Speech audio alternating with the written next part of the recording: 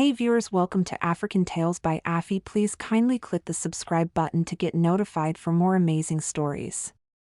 In the bright, bustling village of Willowbend, where children played hopscotch with pebbles and grandmas traded stories under mango trees, lived a kind young girl named Mira. Mira wasn't rich, but she was rich in smiles, kindness, and the sweet smell of fresh bread. Every morning, she tied her curly hair into a big bun, put on her apron, and hurried to the Golden Spoon Cafe, where she worked as a waitress. One cloudy morning, the sky rumbled like a growling tummy, and the streets were filled with puddles as big as ponds. Mira, late for work, lifted her skirt and ran down the muddy path, holding her bag of fresh muffins close to her chest. Just then, splash! A sleek, black car zoomed by, sending a giant wave of muddy water flying right at her. "Ah!" Mira cried, spinning around like a top. Her apron was soaked, her muffins were ruined, and her once sparkly shoes looked like soggy potatoes. The car screeched to a stop.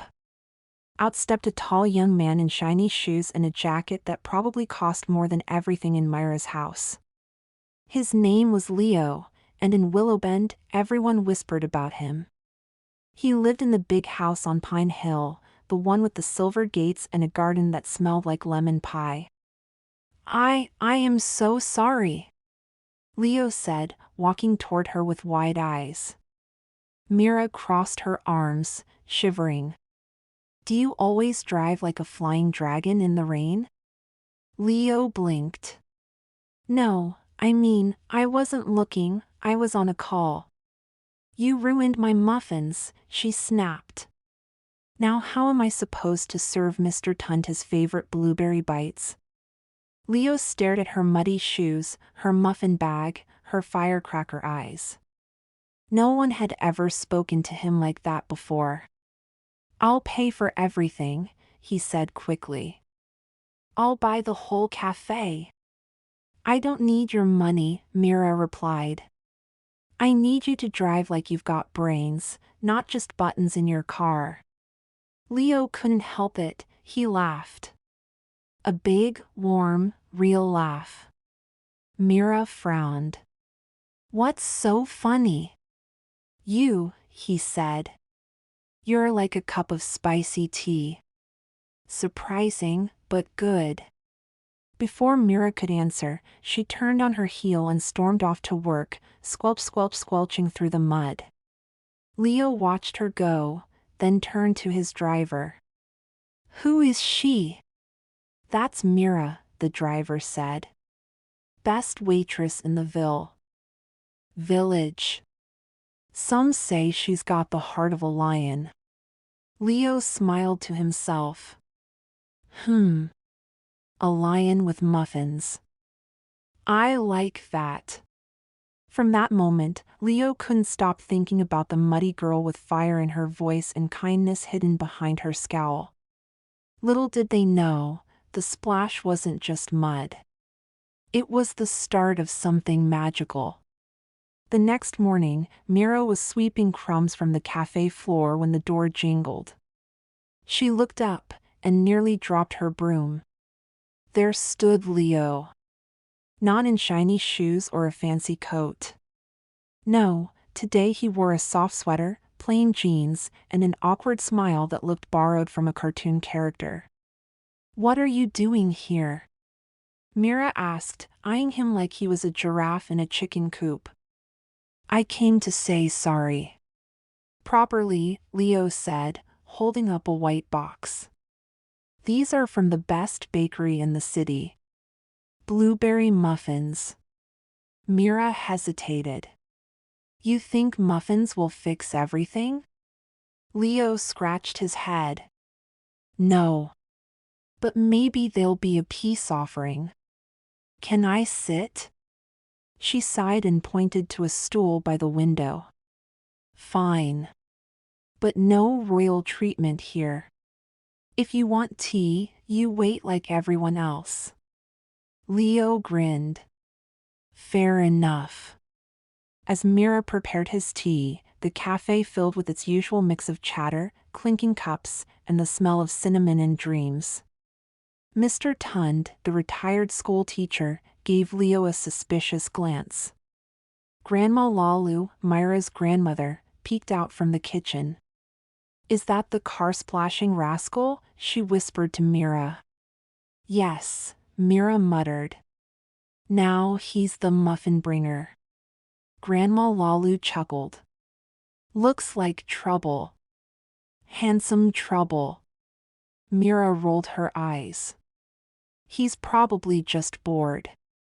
But as the days passed, Leo kept coming back. Not in fancy clothes.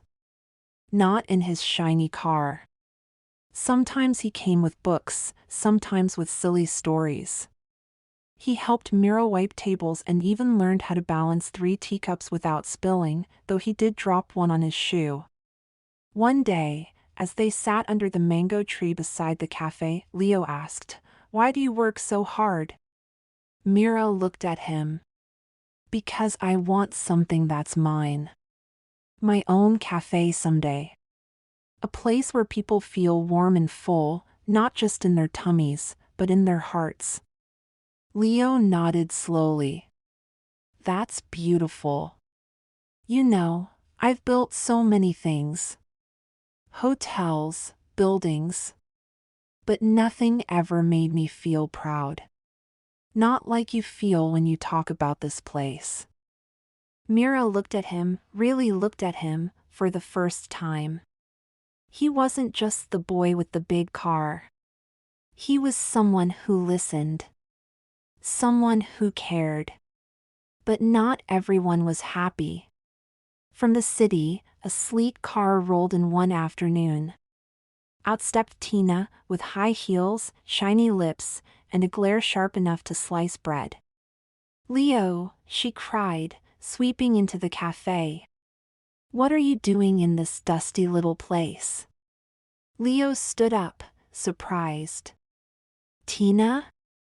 What are you doing here? I heard you were playing waiter with some village girl.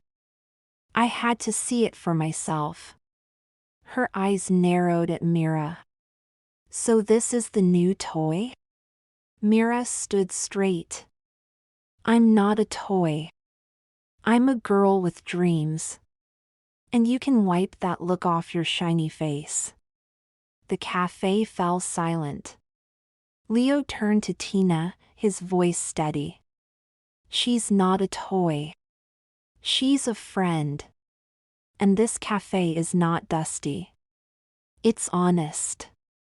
Tina snorted and marched out, but not before tossing her scarf dramatically over her shoulder. "You'll come to your senses soon." After she left, Myra stared at Leo. "Is that your girlfriend?" "She was," Leo said. "But I never knew how loud silence could be until I met someone who talks like thunder." Myra smiled. "That's the strangest compliment I've ever heard." Leo laughed. "You're welcome." And just like that, under the mango tree and beside a box of muffins, something quiet and wonderful began to grow. The sun over Willowbend had never felt brighter, and Myra couldn't stop smiling. Each day, Leo showed up at the cafe, not with muffins or apologies anymore, but with stories, sketches, and even new recipes. One day, he brought in a strange-looking sandwich filled with cheese, pineapple, and peanut butter. Myra laughed. "That's not food. That's a dare." "Try it," Leo insisted. "It's a masterpiece." Myra took a bite, then coughed. "Tastes like someone dropped breakfast into a fruit salad and forgot to say sorry." They both burst out laughing. But while laughter echoed inside the cafe, a different storm was brewing outside. The villagers had begun whispering. "Why is the prince always with Myra? She's just a waitress. What does he see in her? Maybe she's trying to trap him." One afternoon, Grandma Lalu sat Myra down. "Child," she said, folding her hands, I know your heart is blooming like hibiscus in July. But remember, love between two different worlds is like trying to plant a mango tree in a snowstorm. It might grow, but it will suffer. Mira looked down. I didn't mean for this to happen. He's just different. Different is fine, Grandma Lalu said. But is he strong enough to walk in your shoes? Mud and all? Meanwhile, Leo was facing storms of his own. At the family estate on Pine Hill, his mother paced in the parlor, holding a tabloid magazine in her hand. Leo, she snapped, why are you spending time with that cafe girl? It's all over the news. Billionaire's son falls for village waitress? This is embarrassing. She has a name. It's Mira, Leo replied calmly. And I'm proud to know her. His father lowered his newspaper. Son, your name carries weight. You have responsibilities. The board is already nervous. They think you're distracted. I am distracted, Leo said. By someone who believes in real things. Not money. Not fame. Just kindness. Why is that so wrong? His mother frowned. Because people like her don't belong in our world. Then maybe I don't belong in yours anymore, Leo said quietly. He left the mansion that night without dinner. The stars twinkled above like tiny winks, cheering him on. The next morning, Mira was setting up tables when Leo arrived, his face serious. We need to talk, he said. Myra's heart sank. Is this the goodbye talk? Leo took her hand. No. This is the let's do this talk. She blinked. Do what? Build something together. A new cafe. Our own.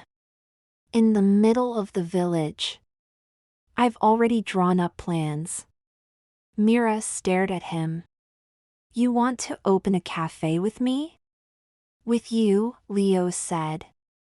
Your heart, my help. Our dream. But what about your parents? The media? Tina's crazy eyes? Leo smiled. Let them talk. Let them watch. Love isn't built with silence. It's built with boldness. Myra's eyes filled with tears. You really mean it? Leo nodded. Mud, muffins, and all. She laughed and hugged him tight. And under the mango tree, a new sign was nailed into the earth, the Lion and the Prince Cafe, coming soon. The villagers gathered one by one, like ants drawn to honey, staring at the new building rising in the center of Willowbend. Bright yellow walls. A red roof like a storyteller's hat. And a hand-painted sign that read, The Lion and the Prince Cafe. Inside, Mira placed cushions on every chair, each sewn by hand with little hearts. Leo stood on a ladder, carefully hanging a lantern shaped like a muffin. I never knew painting walls could be this fun, Leo said, dripping yellow on his nose. Mira laughed. That's because you've never worked with someone who tells you the truth. Like, that shelf is crooked, Leo. He grinned. That's called character. Makes the shelf look humble. Soon, the doors opened. And what a first day it was. Mr. Tund played music on his flute. Grandma Lalu danced with a broom. Children ran in and out, giggling at the Lion and Prince cookies Mira baked. Even Leo's parents showed up, dressed like clouds, gray, stiff, and full of thunder. Well, his mother said, looking around. This is colorful. Mira walked up, apron tied, hands flowery. Welcome. Would you like a table or a lesson in kindness? Leo choked on his tea. His father chuckled. She's bold. She's brilliant, Leo said proudly. Mira served them tea with golden spoons. No one said much. But as Leo's mother took a sip, her eyes softened. Just a little. You know, she murmured, this tea is lovely. Mira smiled. It's made with honesty and a pinch of spice. Outside, cameras flashed. News people tried to crowd in, hungry for gossip. Mira, a reporter, shouted. Is this love or just a lucky leap? She stood tall. It's love. But not the storybook kind. The real kind. The muddy, messy, muffin-filled kind. Leo joined her. We don't need the world's approval. We built our world. And it's open to everyone. Tina watched from a distance in her fancy car, scoffing. But she didn't come in. Not this time. This time, her glare didn't matter. Because inside, something magical was happening. Grandma Lalu whispered to Mira, look at you, my lion-hearted girl. Turning storms into sunshine. Mira whispered back, I didn't do it alone. By evening, fireflies danced in the air as Mira and Leo sat on the steps, watching the cafe glow like a lantern in the night. Think people will keep coming? Leo asked. Mira leaned her head on his shoulder. As long as we keep filling cups with care, and hearts with hope, they'll never stop. He smiled. You know, I never thought a splash of mud would lead to this. She laughed. Next time, just wave hello. And from that day forward, Willowbend had more than just mango trees and memories. It had a cafe built on courage, a prince who found purpose, and a lion-hearted girl who showed the world that love is not about where you're from, but how far you're willing to go, together. Hello tribe, hope we enjoyed today's story. Please kindly put what you've learned in the comments section. Please remember to hit the like button, share this to your friends and family as well as subscribe to see you on the next one. Bye.